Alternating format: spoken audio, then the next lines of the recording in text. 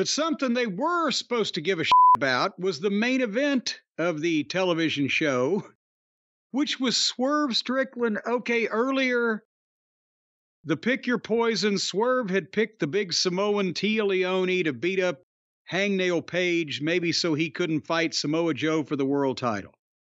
And the Samoan did kind of kick the shit out of Page, so even though nobody really knows who he is or gives a shit, it kind of fit, maybe, even though nobody wants to see Page wrestle Joe, because the only money match they've got for the world title is Swerve versus Joe, because even though Swerve and Joe are both heels, they're the two most popular people in the company, except for Sting, who's about to retire.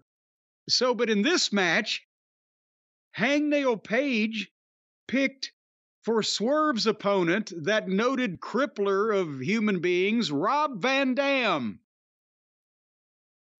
It was like they were drawing names out of a hat to determine. I'm not saying anything bad about Rob Van Dam, but he doesn't, because now they like him.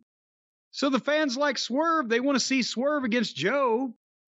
But the fans like Rob Van Dam, so they want to cheer RVD. Yeah, see, that's the issue right there. The fan dynamic, because Swerve's a babyface despite whatever they say, and Rob Van Dam's going to be a returning babyface.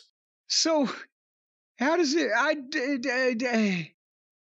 And then Page comes on the screen and says he not only picked his opponent, but also the rules of the match. It's a hardcore match. As opposed to the first match of the night where they relaxed the rules because it was a dream match and all the other goddamn matches. We're going to relax the rules for this match. Yeah. They're fucking more relaxed than... Yeah. So the unpopular babyface picks a babyface legend to fight the popular heel in a garbage indie match. And they did the whole match on the floor, with chairs and tables and the same shit as always. And then finally, Rob Van Dam's on the top rope, and Brian Cage comes out and pushes him off. And Hook comes out with a chair and wears Brian Cage out with it, all in front of the referee because it's no DQ, lazy booking. And then they fought off while Rob Van Dam was watching all this. And then Swerve spins him around to do something, and they start their match over again. That wasn't even the finish. They just start having a match again at a glacial pace.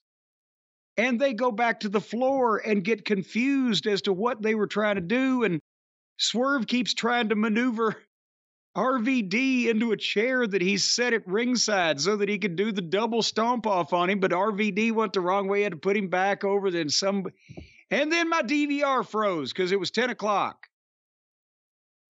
What the fuck was going on here for the rest of it? Did you see it? They finally did the stomp to him, and it looked pretty rough. You kind of thought Rob Van Dam may have been rocked for a second, but it was a weird match because the fans were happy to see both guys. Both guys are kicking the crap out of each other. You know, it was all right. I mean, I can't say Rob Van Dam wrestled exactly how I thought he would.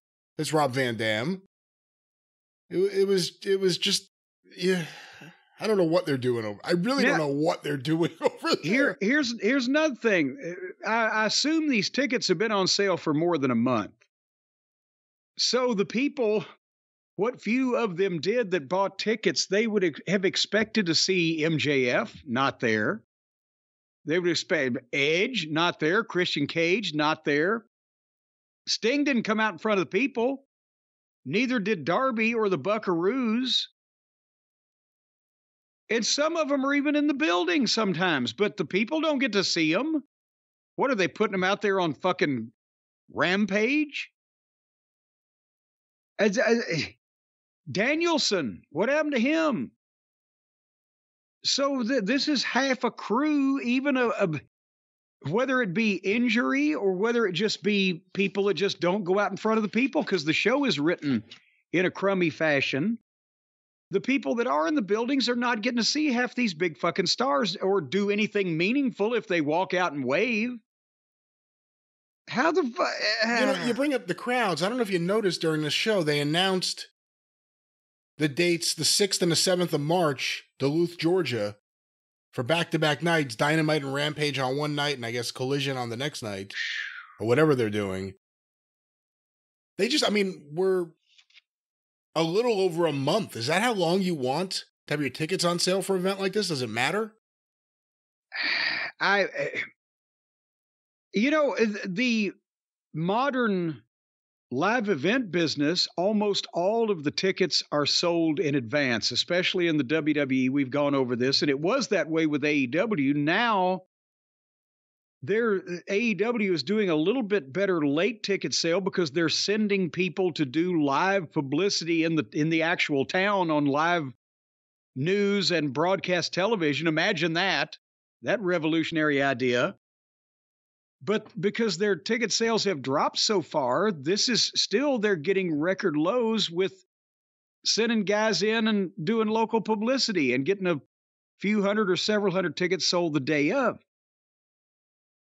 Traditionally, and over the last, several years especially, it's primarily in advance. Is anybody buying tickets in advance for AEW now? Because they don't know who they're going to see if they buy the tickets or who's going to be healthy by then.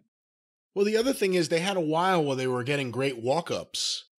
And remember, we were also hearing stories about all these offers, 2 for 1, 3 for 1, whatever it was. I think there was a 3 for 1, right, at one point? So I think it was, was it buy 2, get 2? I don't know. Group sales, group discounts. We're not hearing as much about that stuff nowadays. And the crowds are going down, and the walk-ups are going down. So whatever that means, whatever the correlation there is there, they're doing a lot of things differently apparently now with the live event stuff than they were under Raphael Morphy. And even that was, a lot of people would tell you, lacking in what they were doing and what they weren't doing. Well, you don't need to put tickets on sale 6 months out, but especially with this dedicated audience and tuned into the internet and a big on sale or whatever, 6 or 8 weeks in a lot of these places, it would not be ridiculous, but I guess it doesn't matter. You're not selling many tickets. You can sell them quicker. Yeah, what I have here is they announced Wednesday and Thursday, the 6th and the 7th of March. You could buy both shows individually, or there's a 2-day package. So the question will be, how many people are going to go 2 nights in a row to this? And 2 weeknights. And again, it's not like the day after a pay-per-view or something. Well, and that's the thing also, is the Thursday night is not even going to be live television, and it's going to be Collision and Rampage, and my God, the interest level on those, I don't want to preface another one of our topics, but the interest level on those has never been less. Well, we'll see what happens, and that was AEW Dynamite for February. No, today's February. No, January 31st. Yes. Yes, indeed. Yes, you are correct, sir. January 31st, the last day of the month.